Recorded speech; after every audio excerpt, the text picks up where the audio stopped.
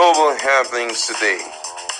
We communicate, we analyze. Hello beautiful people, welcome back to our channel. Apparently, we have not seen the end of the saga that took place about 2 days ago between Wike and the naval officer. As details are now out, the push to sack Wike intensified. Let's quickly dive into the news to find out exactly thus far how far they have gone on this mission. Before we go into the news proper, kindly subscribe to our channel. According to what we gathered, in FCT Abuja, a coalition of over 600 civil society organizations, CSOs, has demanded the immediate removal of the Minister of the Federal Capital Territory, FCC, Wike. Specifically, the demand borders on what was described as unacceptable, reckless public outburst against the naval officer during an enforcement visit in Abuja. The coalition, operating under the banner of Good Governance Network GN, declared that Wike's actions were an affront to the Nigerian Armed Forces and a direct challenge to the authority of the Commander-in-Chief. The CSOs back Burutai's call for Wike's sack. The organizations threw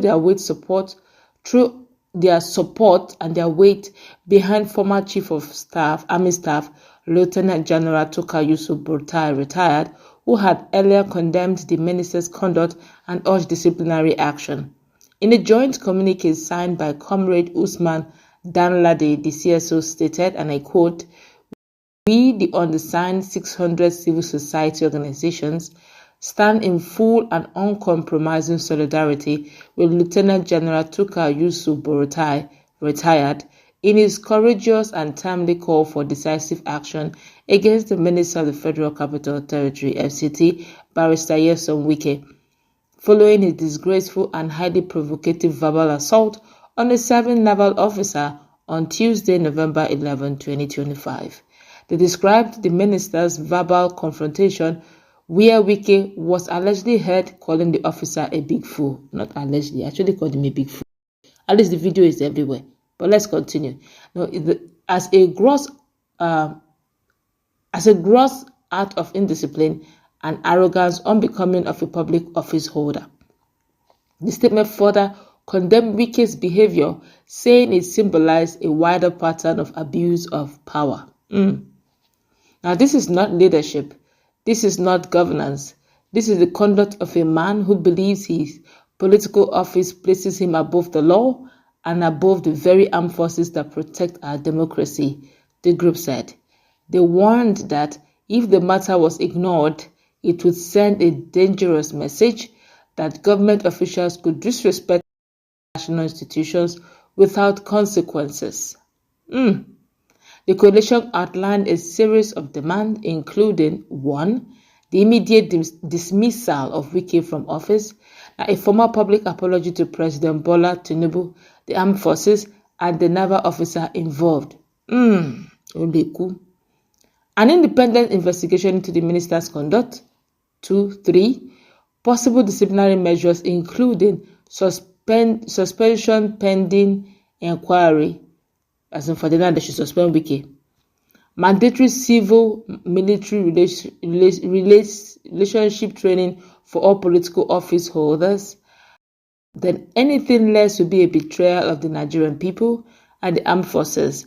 The federal government must act swiftly and firmly. The integrity of this administration is at stake. The statement read, the CSO said that they would continue to monitor the situation until the federal government takes action. We will not be silent, they said. We will continue to monitor. We will follow up and we will mobilize until justice is done, they vowed. They praised Burutai for speaking truth to power and defending the dignity of the Nigerian military. His voice reminds us that the strength of Nigeria lies not in the loudness of politicians, but in the quiet courage and discipline of those who wear the uniform, the communique added. The coalition concluded by warning that failure to act decisively would undermine morale in the military and encourage further acts of impunity. No minister, no matter how powerful, has the right to insult or undermine the Nigerian military in the discharge of its lawful duties, the statement said. This one hard go. Much as we know that Wike is performing, but this is quite a tough one. But let's look at this holistically. Let's not be biased. Yes, Wike can be very authoritarian in his ways, and he has no business. Sincerely speaking, he goofed by calling that young man names. Let's tell ourselves the truth. Let's not begin to mince words. Now, but that of Burutai quickly coming up to debunk this. His brothers Boko Haram have been causing a lot of menace. When he was a chief of staff, he did not do anything to reduce the menace of Boko Haram. Sometimes some persons may likely say that's why we are seeing the likes of the President of the United States of America, Donald Trump, saying a lot of very sensitive things out there. Likely letting most Nigerians know that even those in power could also be, fingers are pointed at those in powers who could actually be behind some of these things. When Burutai was there, we did not see much of security issues being tackled. But as soon as Wike did not even slap the guy, although he just called him names, which is bad enough. Burutai quickly came out and started debunking. But when Boko Haram were busy doing all sorts to Nigerians, Burutai behaved as if the powers that be are beyond him. But he's quick to come. This whole thing, sorry to say, much as I have seen the high-handedness of Wike, but I'm also noticing that it's as if the Northerners are more interested in Wike being removed than even the South. But unfortunately for even Wike, Wike does not have anything, does not do brother at all. There's nothing like.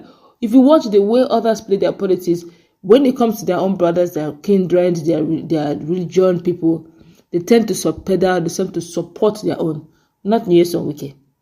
Nyesom Wike will trample on those who are supposed to. He's supposed to. Because look, in the corridor of leadership and power, you need to work as allies. You need to work together. Now, those who ought to have supported him have tasted the broth of Wike. Imagine now how many former governors or former presidents have come to his aid. Nobody supported Wike, although the only people that are supporting Wike is his boys, his supporters from River State. Those his loyal boys. But no prominent person has come out and say, oh, Wike, much as that, but everybody, but unfortunately, let's tell ourselves the truth, Wike goofed. Like Pharaoh Timi will say, Daily Pharaoh Timi will say, thank God in his majestic attitude of believing that he's above the law, he's the Lord of all. He did not venture to slap that young man. I don't know what would have become of him. I really thank God.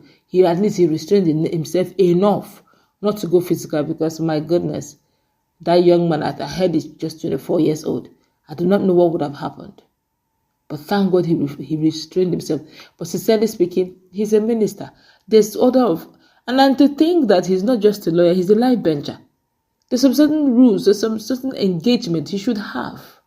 It's really, honestly, I didn't believe he would come from Wike. But it has happened, but the call for his sack is so intense. And they're demanding several things, that he must apologize to the young man, apologize to the military, they should suspend him forthwith,